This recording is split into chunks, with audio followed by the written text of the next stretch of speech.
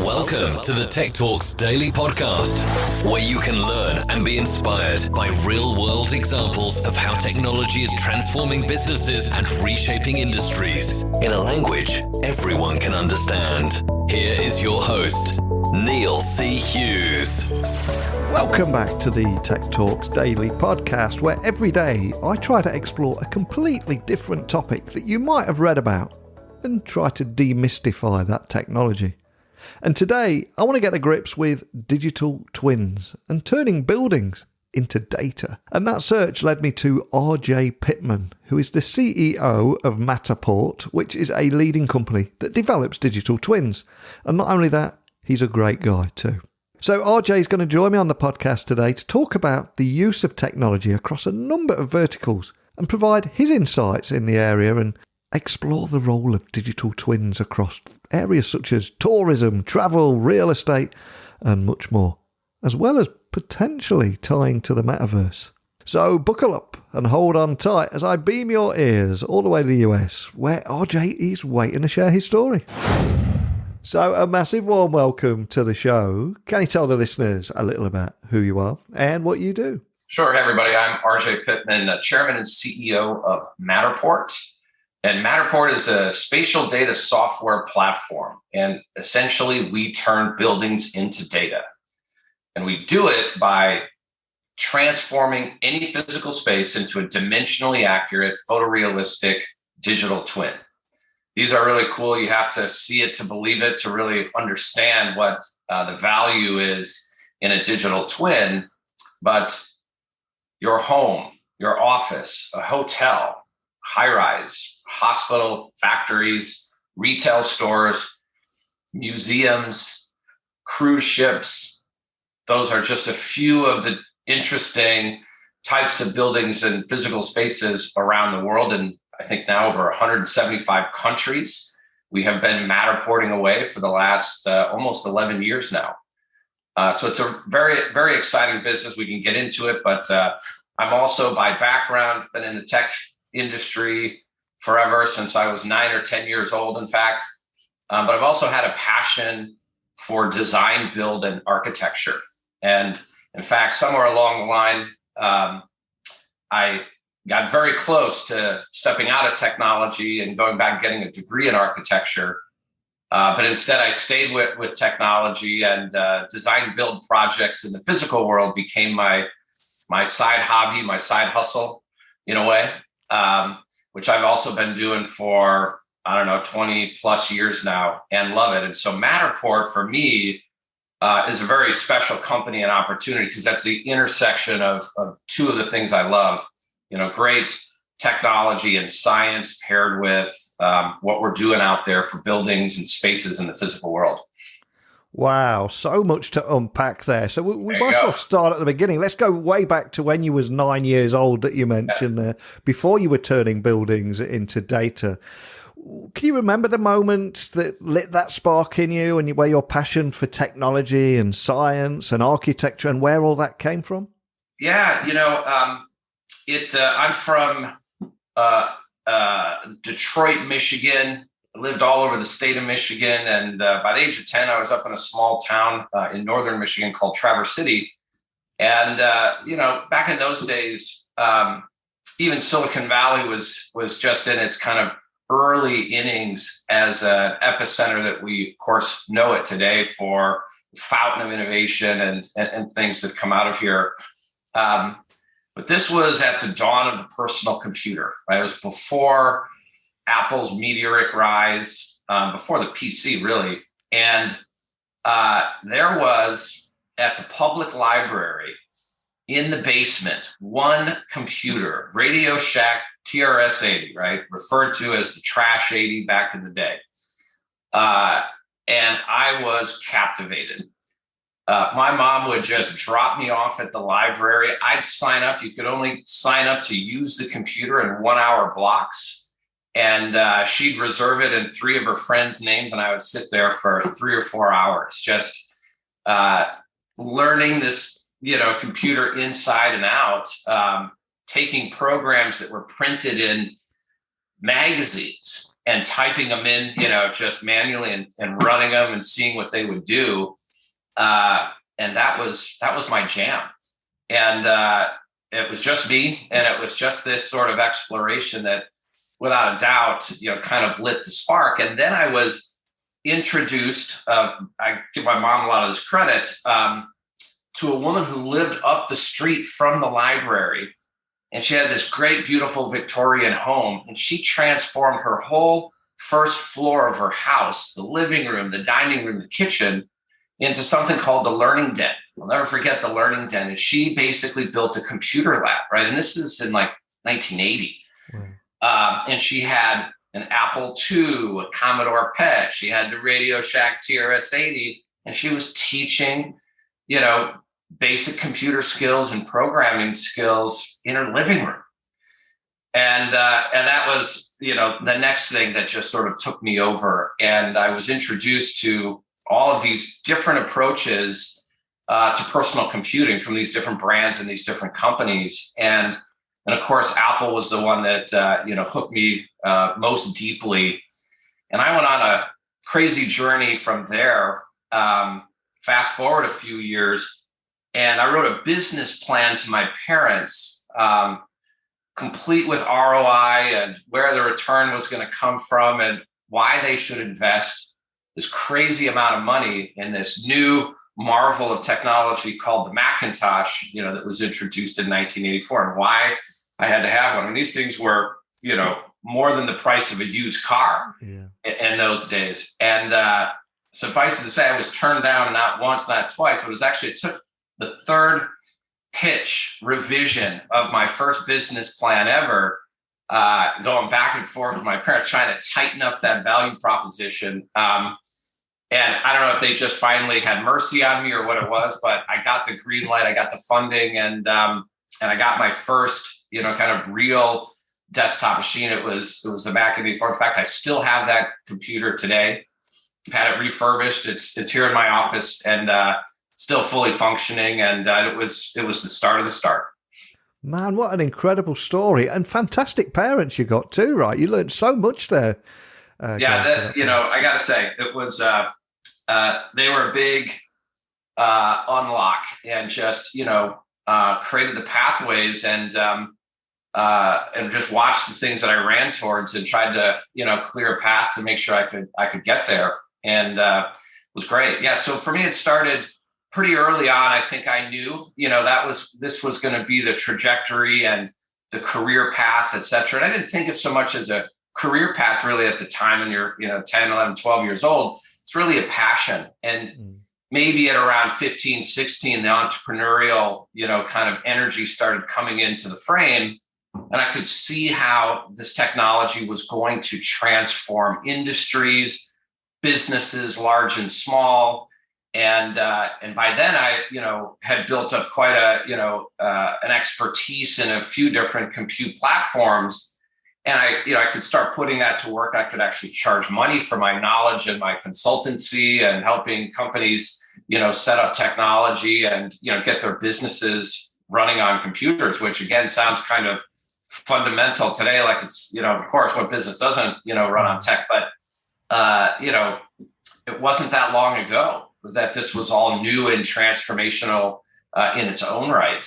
And I've always been drawn to that. And we're not done. You fast forward a few decades here, and there's still plenty of categories like the one I'm in here with Matterport that is yet to be fully transformed and fully, I would say kind of unlocked with the power of technology, digitization, data, et cetera.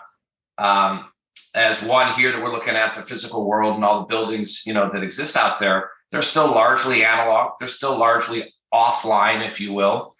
And we'll get into it, but that's that always appeals to me when there's, some big surface area, still to target and attack with transformational tech.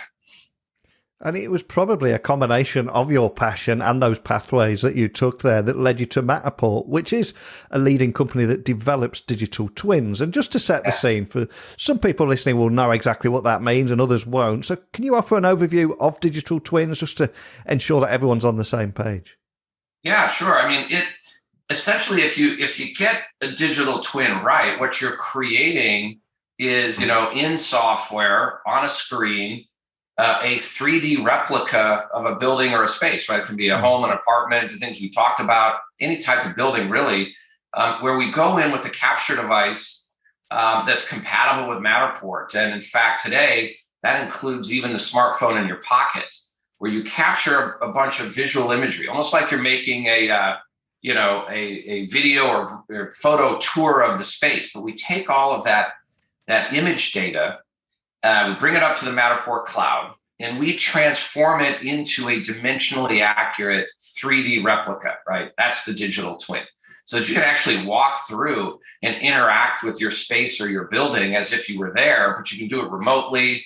Anybody could access it. And you can even bring out a digital tape measure in the virtual version of your space and measure anything from, the couch behind you or the size of that brick wall. If you wanted to hang some artwork and see what would fit, you can now use this digital twin for a lot of really important things to help you manage your space, to improve your space, enhance it in, lots of different ways. And if you've ever gone online, whether it's in London or it's in America or it's somewhere in Asia Pacific, shopping for a house to buy, an apartment to rent.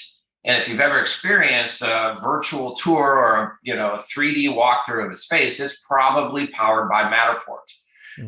Where in residential properties is where Matterport got its start, creating that type of experience. If you're trying to look for a great place to live, sure, you'd like to be able to tour physically all of those apartments and houses before you choose one. But in today's day and age, it's competitive. Everybody's out there looking for a great place. And especially the really cool ones, they're in high demand. And so if you can just access them all and maybe visit 10 or 15 different places from the comfort of your home office, or your laptop, or even just your mobile phone from a coffee shop, it's a game changer. Right. And we have moved this industry so far forward in a short period of time that everybody's now kind of turning to this standard and just moving online, to conduct their real estate business. And it's no surprise, right? This is what happened to many industries. I spent a lot of years in e-commerce, right? E-commerce is nothing more than digitizing physical retail. It's all it was. Now, it was a big undertaking. Well, look at what it's done. It's completely changed the world. It's certainly changed that industry. It's created a trillion-dollar company like Amazon that's completely reimagined retail, this physical industry, in the digital realm. You look at buildings and spaces and the things we're turning into digital twins, it's even bigger, right?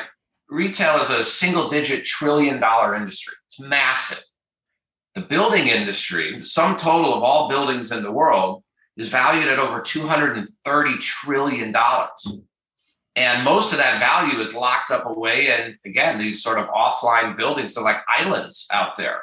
And our intention is to digitize all of them, bring all of these buildings online, right? And once you turn a building into data, you can do really powerful things with it. And that's really what Matterport's here to do. And for any business leaders listening, just to completely bring that to life, do you have any examples of how this digital twin technology is used across multiple verticals and the kind of value that it offers them? Yeah.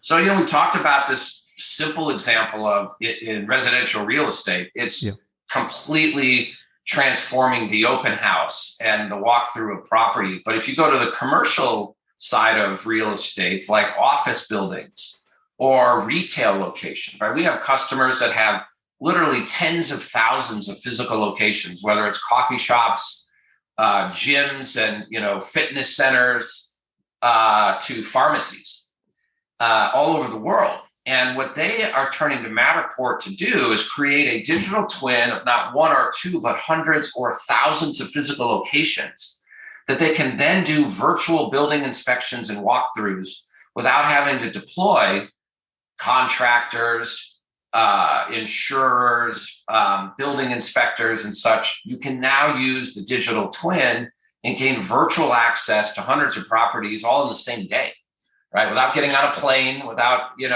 deploying, a huge additional carbon footprint, but really it's about the time and the money, et cetera. And you might be going in to check to make sure that your fire suppression system in your retail locations is up to the new code standards that maybe came out the year before. We have building owners and portfolios of buildings that are managing, all of these rules and regulations on a weekly basis. It's not a once a year activity that you might think. These buildings are living, breathing, entities in their own right that need constant care, feeding, and maintenance. And we just put that all into the digital realm so that you can get your arms around large swaths of portfolios in software. And in fact, we can even do it now algorithmically, right? I could go in and find a broken window that might be in one of 1,000 locations that we've captured by just programming our visual search engine to look for cracked glass using visual search. I could use it to find a sprinkler head or a fire extinguisher to make sure they're in the right locations for health and safety compliance. And I could do that all algorithmically, right? And just send the software out to analyze the physical spaces, deconstruct all of that visual spatial data into its subcomponents, and answer any of these kind of, very specific questions about a space or a collection of spaces in a matter of seconds. Right. So suddenly this becomes, virtual facilities management at scale. It really is incredibly cool. And on behalf of all the techies that have been listening all over the world that like to take a peek under the hood or behind the curtain of how all this works, can you tell me a little bit more about how you do this at Matterport? Yeah, sure. So, behind it all is a software technology that's really, central to our existence. We call it Cortex. And Cortex is an AI engine, a deep learning neural network that is basically taking in billions of square feet of digitally captured spatial data of buildings, and it does the 3D reconstruction. So this all happens actually, in the cloud. We capture all of that imagery on location in a house or an office, or a coffee shop or a pharmacy. And then we bring it up to the cloud, and our software has now, digitized, like I said, billions of square feet of space. And we use that as training data. So now that it understands a lot about the physical world and how buildings are assembled and come together, walls, floors, ceilings, it uses its own intelligence from all of our previous captures, all of our previous digital twins, to improve the accuracy of creating that 3D model so that each time a new one's created, it's a little bit more accurate than the one before it, right? And over 10 years, we've gotten really accurate. Like the precision has gotten to a place where it's construction grade. You can use this to document any stage of construction of any type of building with confidence. You can trust the technology now. That's never been possible before. And now to be able to do it with the smartphone, right? The phone in your pocket, it's just taking 2D flat photos. And Cortex now can predict 3D geometry from flat photos with the same accuracy and precision. Like this was a big breakthrough for Matterport about 2 years ago. We've really been working on towards this vision for, we say, democratizing 3D capture. Instead of using a sophisticated 3D capture device like our Matterport Pro 2 camera, which we designed and invented, almost 10 years ago, that's a $3,000 capture device that's very high precision and works in really large spaces. But we knew if we wanted to be able to truly digitize a big chunk of the built world out there and democratize 3D capture, we have to make it easy for everybody to be able to do it, right? Right down to the homeowner, right down to the real estate agent or the individual property owner, right? Like that's where this thing really can scale. And so a lot of work went into Cortex to make sure that, if we were able to create a 3D model from 2D photos on a phone, that it could do so in a consistent and accurate way. And when that product came on the scene, it had transformational effects on the business because it more than 25x'd our customer base in the first 18 months that thing was out there as a beta product. wasn't even really ready for prime time, but our customers loved it because it solved a real problem for them, right? And this idea that we had been working towards for many, many years, we just sort of let the tiger out of the cage. And I'm curious, do you get to hear any feedback stories from people or businesses that are leveraging your technology and kind of solve those real problems that you were talking about? Do you get to hear those stories? I love those stories. We hear them every day. Yeah. And they're pretty impressive stories that people share. For example, we hear all the time about people that have used Matterport to buy the house of their dreams, sight unseen, powered by Matterport and a digital twin, where they're moving, changing locations. Their realtor told them about a fantastic home coming on the market, fit all of their criteria, and you should get an offer in before it goes on the market, or gee, it's just come on the market and there's going to be a lot of people interested. And folks just jumping into the Matterport digital twin and using that to make, the biggest purchase decision of their lives, and only, the digital twin without even a physical walkthrough. And this has escalated all the way up to homes that have sold for over 20 million US dollars, sight unseen, right? This is not just, small pocket listing homes or small apartments, here and there on a super budget. These are substantial purchases that are being, driven by the trust in our technology and our platform. The other great ones are people are booking vacations, right? And they are grabbing a fantastic Italian villa somewhere in Tuscany on Airbnb.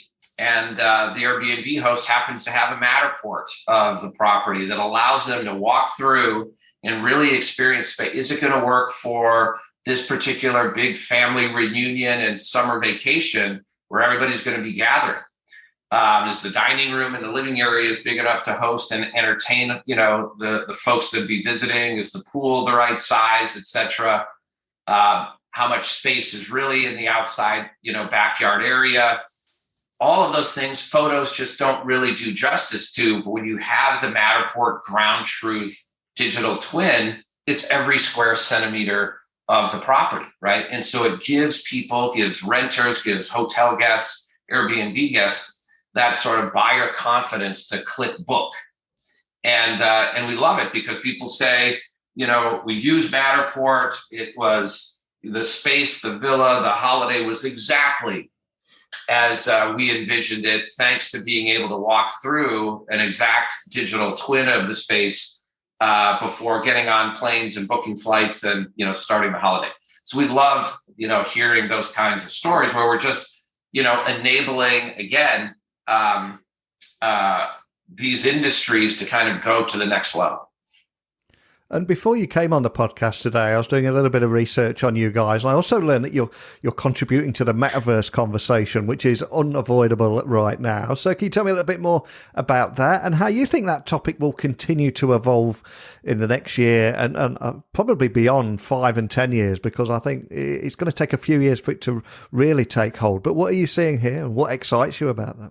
Yeah, the metaverse is, of course, a very interesting thought exercise, for the most part right now. And I'm interested in it because, depending on whose definition you accept, to describe the metaverse, there's real relevancy to what we do. And at least one part of the metaverse, I think we all agree on, is that it is a digital version, a digital universe of the physical world. Right. And you have buildings and spaces and, virtual environments that you can go interact in, indoor and outdoor, et cetera. And sure, we've seen this in all kinds of 3D games and immersive, VR experiences that kind of port or teleport you out of the physical world and into these, really interesting virtual environments. And is there a business there? Well, for sure, there's a business in entertainment and gaming and in these experiences. And what people are contemplating now is, well, what are the broader commercial opportunities if suddenly there is a digital version of buildings and downtowns and main streets and whatever, in existence. And what Matterport has been doing for the last 10 years is digitizing the physical world. And we've been doing it at volume. We've been doing it at scale, right? We're digitizing today hundreds of thousands of buildings and spaces every month and bringing them into this, digital universe. And so, on the surface, we're the only company doing something like this and the only company anywhere close to this level of scale, building, a digital version of the world we're in today. And for us, from the ground up, it's had commercial viability, and we're creating an economy around this. I mean, it's, building a scalable multi-billion-dollar business here for Matterport, and we're arguably just in the very early innings of our true opportunity. And we don't have to call it the metaverse, right? We just call it, Matterport and the Matterport digital twin. But it's exactly where, this concept, I think, of the metaverse is heading. And a very easy role that we're already playing today is whatever metaverses get created by Meta or by, Unity or by Epic Games, you pick your platform, or Microsoft or Google. You can digitize the space you're in right now, turn it into a 3D digital twin with your smartphone, and you would be able to insert your physical space into any metaverse universe out there in a very interoperable, almost drag and drop kind of fashion, if you wanted to participate in whatever those environments might be. And, I'll give you a simple example in today's context. My kids love playing Fortnite, as an example. And, they fleece me for physical money to buy virtual goods in the space. It's, brilliant business. But what if, for the same money that, the kids are spending just to get a cool uniform, which has no superpowers, it just makes you look cooler on the battlefield, but you're paying $5, $10, just to wear something different. What if you could actually play Fortnite in your house and you could host a battle royale against all your neighborhood buddies, and the battlefield is not some virtual, kind of non-existent space in the real world. It's your actual home, or it is the campus, your corporate campus for your company. And you're inviting your competitors, whatever, to a friendly, Fortnite match in a virtual, physical space, but one that is a replica of where you actually live or work or play. And the short answer is yes, of course. We have developers already doing that today, building all kinds of cool first-person 3D games where the environment for that game that's getting played out was captured using Matterport. So it's an actual real-world location or set of buildings someplace, and it's totally cool because it puts it in context with places you might be familiar with or that you know. And, it's really, these are just simple examples. It's not what, Matterport is here to do, but there's no question as this metaverse, takes more shape, which I think is really a 5 or 10 year kind of story that unfolds. We're right in the middle of it without, changing a single thing about the course our business is on. And we don't have to change the name of the company, right? It's not going to be, Matterverse or Metaport, like it's Matterport. And I think if anything, we're maybe several years ahead of our time, in terms of how people are thinking about, the future in this digital realm. So if we zoom out for a moment, I'd love to explore the role of digital twins across tourism, travel and real estate, etc. Can you expand on that and how that could potentially tie into the metaverse? Because there seems to be a lot of synergies there. There really is. And we've been doing, some fun things well before the pandemic with Facebook, now Meta, and museums, where we have gone in and, done these beautiful, and, a Matterport digital twin, just, for folks listening in, is 4K HDR imagery, 134 megapixel in fidelity. Like, it is better than real, how high def it is, right? So this is not, your lo-fi, 3D model out of a CAD program. This is like being there. And so for a museum, we can not only go in and scan these beautiful museums and big museums, 40, 50, 100,000 square foot facilities. But you can actually get really up close and personal with the artwork, much closer than you could if you were in there, because some of the great works are all roped off and 10 feet's as close as you get. But you can zoom in and see the cracks in the oil paints and the textures of the brushes from these artists, doing impressionist work 1,000 years ago. Like it's extraordinary. I admit it's a more immersive and better experience than being physically there. And you drop a headset on from Oculus, and it just goes to another level of immersion, and people love it. And fast forward a bit, you're in a pandemic. People are turning to Matterport and saying, well, this is a way that I can usher customers in the door when I can't let them physically in the museum. And while it's empty, it's an easy time to go in and scan the whole thing, right? Mm-hmm. Create that digital twin and then make it available online. And then perhaps even just put in a commerce layer that allows you to charge admission, right? Maybe it's not $6, $8, or $10 per person to go to the museum, but maybe it's 99 cents per person or $3 for a family pack, and everybody can virtually access the museum for a day, a week, a month, whatever, you decide. And, at first some of the museum owners would say, well, gee, if I do that, then no one's ever going to come to the physical location. And we say, no. This is what many of our customers thought over the years. Real estate agents thought, gee, if you have a Matterport, no one's going to come to the physical house. I'll never be able to meet the customers. And the exact opposite happens. What it does is cast a much wider net of interested people from all over the internet that come in, get a great experience, and then get inspired to go, physically check out the space, the home, the museum, whenever they can in life. And the other benefit is, in the Matterport digital twin, you can put 5 million people into the museum at the same time. Mm. You can never fit 5 million people physically into a museum over a day, a month, or maybe even a year, right? That's just, you're limited by physical space, and you're also limited by how many people are going to be able to travel. The proximity to your customer base isn't convenient, right? But online and on the internet, you can come from all over the world.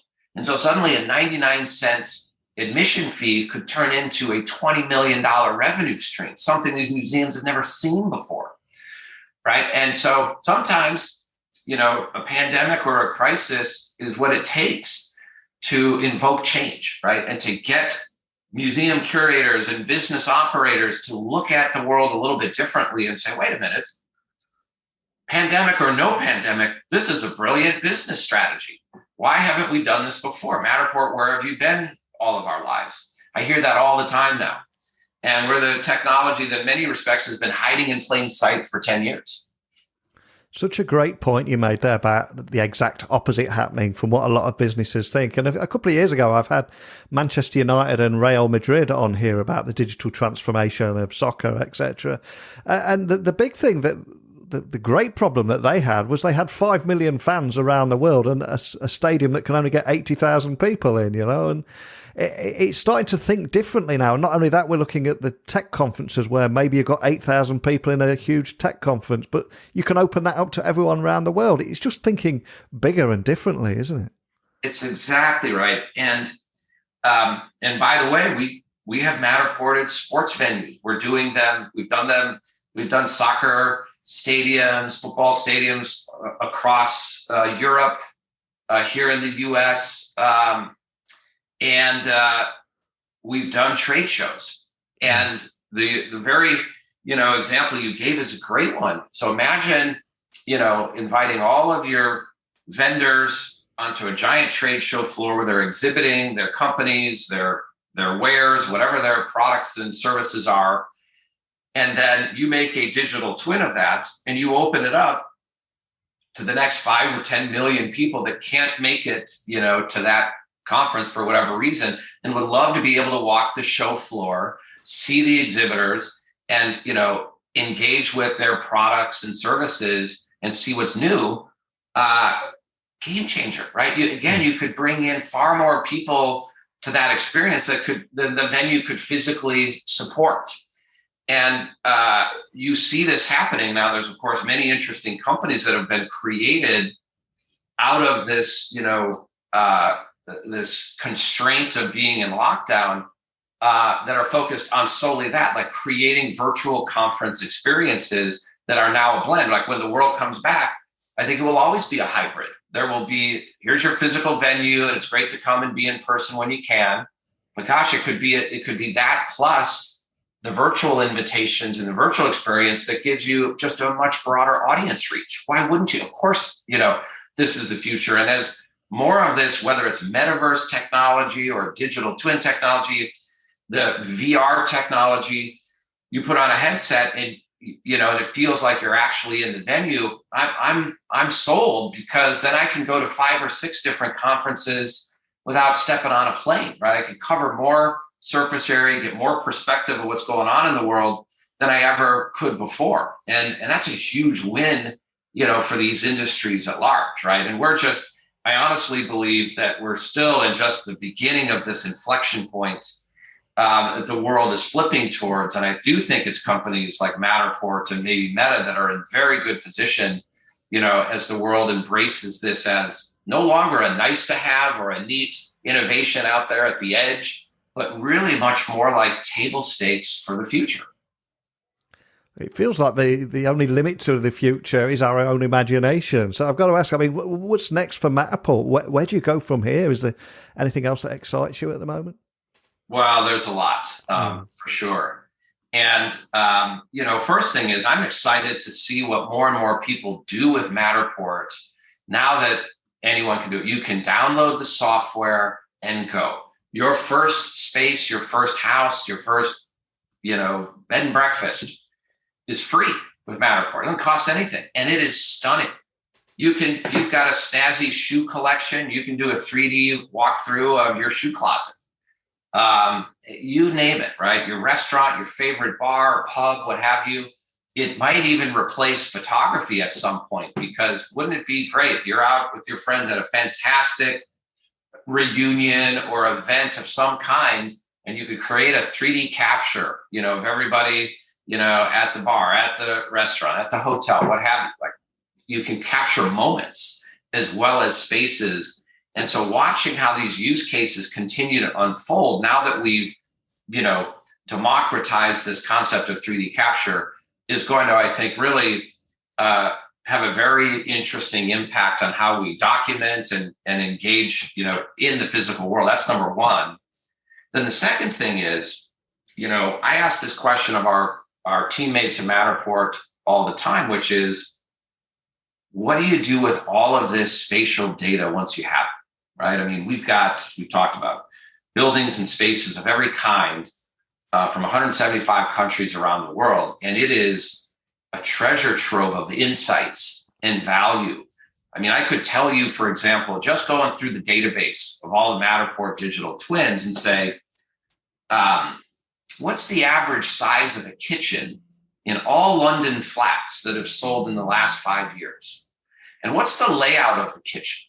Is it an open plan kitchen or a galley kitchen? And which ones sold for a higher price, or which ones were on the market, for the shortest period of time, which were the most popular? I can even tell you, of all of the Matterport open houses that occurred, what was the room that people liked the most? Where did they spend their time in the virtual tour? And I can even tell you, what were they looking at? Like, what was the thing that really got them excited about this property?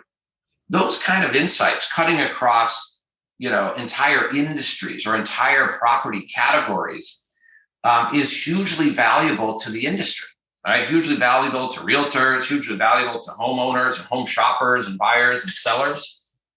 And we're going to make that available.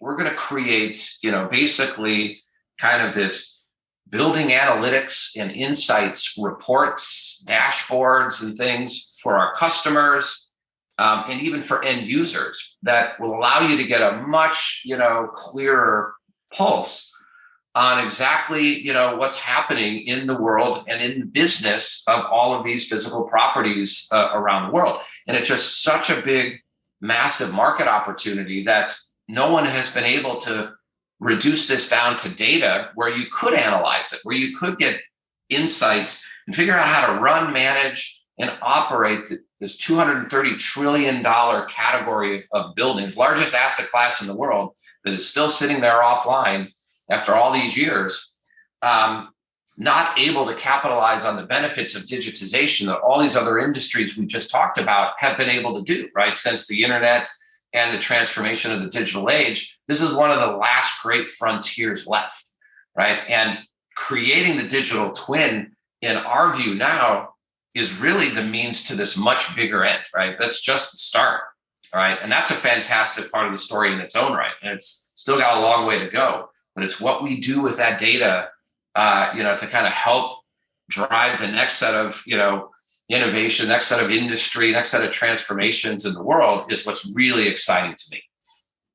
It really is such an exciting space. And here we are now talking about the future, and we could talk for another hour about this stuff, but we've almost come full circle. We started when you was that 9-year-old kid there and the passion that you developed there around technology and how you got where you are. But now I'm going to ask you to leave us with a bit of an inspirational note there. Maybe share a song, a movie, a book, or anything that has inspired or helped you in your career. We'll add it to either our Spotify playlist or our Amazon wish list. Is there a choice and a story you could leave us with? Lots of different sources of inspiration for me, for sure. But I suppose one that is top of mind for me, hailing from Detroit, Michigan.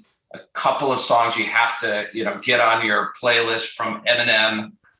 He's just a fantastic story of inspiration in his own right, coming up literally from the streets and the projects in Detroit to such extraordinary self-made, self-hustle success. And if you listen to that fantastic song, Lose Yourself, it tells the story, right? And it tells the story of perseverance and true grit. And he is the epitome of that. And that the second song you got to roll right behind that is 8 Mile, because that's where he's from. And I know 8 Mile super well. And you put the two of those things together, and there isn't, you come away listening to, those tracks, and you feel like there isn't anything we can't accomplish in this world. We think we had a tough go of it, or, the competition's too fierce, or I can't, get funding for this brilliant tech idea, whatever it might be. Like, you got to be kidding. Like, those are the easy challenges and hurdles to get over. You look at, this guy's story and what he did to get to where he is, for me is what drives me every day. Two great choices there. I'll get those added to our Spotify playlist. And for anyone listening that just wants to dig a little bit deeper and find out more about Matterport, maybe check out a few videos or even contact your team. But what's the best way of doing that? First of all, go right to Matterport.com, right? Yeah. Got to do that. And you'll see on Matterport, we have something called Discover. And you can go to some of the most extraordinary places in the world, all in a Matterport digital twin, like right from your web browser, right from your home. Discover is amazing. And we're adding new extraordinary places to our library every day. So start there. The second thing you got to do is just download the Matterport Capture app. Just download and go. Anyone can do it. Any smartphone, iPhone, Android. Doesn't cost you anything to create your first digital twin, and you can experience the power of what we do in a matter of minutes, right? And I'm telling you, this is the case where a picture speaks, 10,000 words. So get out there and get Matterporting.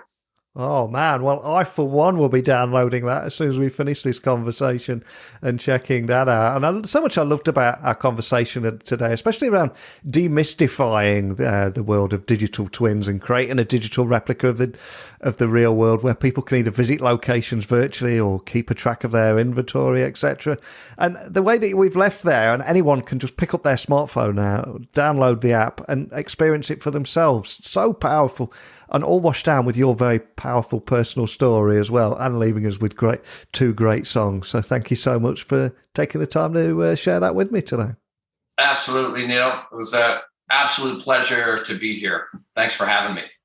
I loved how he was able to simplify the world of digital twins and put it in a language that everyone can understand. And hopefully, if you are a business leader that's got your own workplace, have you started to think about turning those buildings into data? And of course, this is an audio podcast, and it can be hard to visualize things like this. So I would urge anyone listening to download that Matterport app. When I finish with this episode, I'm going to download it and give it a try. And I'd love to bounce a few ideas from everyone listening on what they thought of it. So download the app, give it a try in your home or your workplace. Let me know your thoughts and feedback directly to me, techblogwriter@outlook.com, Twitter, Instagram, LinkedIn at Neil C. Hughes. And of course, my website is techblogwriter.co.uk, where you can work with me or just hit the contact button at the end. So many different ways of getting hold of me. So thank you for listening as always. And until next time, don't be a stranger. Thank you for listening to the Tech Talks Daily Podcast with Neil C. Hughes. Remember, technology works best when it brings people together.